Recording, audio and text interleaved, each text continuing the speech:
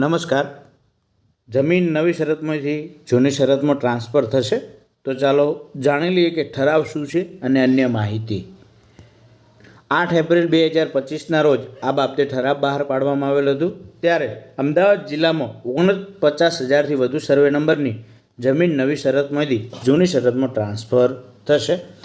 તો વધુ માહિતી જાણી લઈએ કે 8મી એપ્રિલ 2025ના રોજ બહાર પાડેલા જાહેરનામા મુજબ ગુજરાત ખેત જમીન ટોચ મર્યાદા 1960 હેઠળની જમીન, ભૂદાન હેઠળની જમીન, સહકારી મંડળીઓની સોંથણી હેઠળની ફાળવવામાં આવેલ જમીન, ત્યારબાદ નવસાધ્ય કરવા માટે ફાળવવામાં આવેલી જમીન, નાળિયેરી ફળઝાડ ઉછેરવા માટે જેવા અન્ય ચોક્કસ હેતુ માટે ફાળવવામાં આવેલી જમીન એ જૂની શરતમાં ટ્રાન્સફર થઈ શકશે નહીં.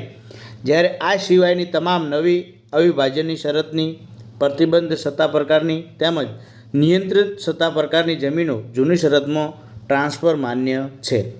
આ ઉપરાંત સોંથણી હેઠળની વ્યક્તિગત રીતે ફાળવવામાં આવેલી 15 વર્ષ જૂની તમામ સરકારી જમીન પણ જૂની શરત ગણાશે.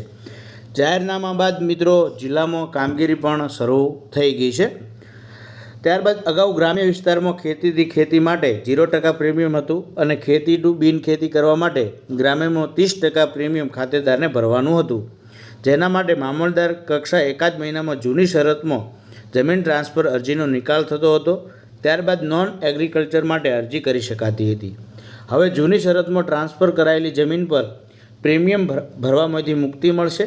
સાથોસાથ એને કરવા માટે સીધી અરજી કરી શકશે. તો અહીં એનો ઠરાવ છે 8 એપ્રિલ 2025નો.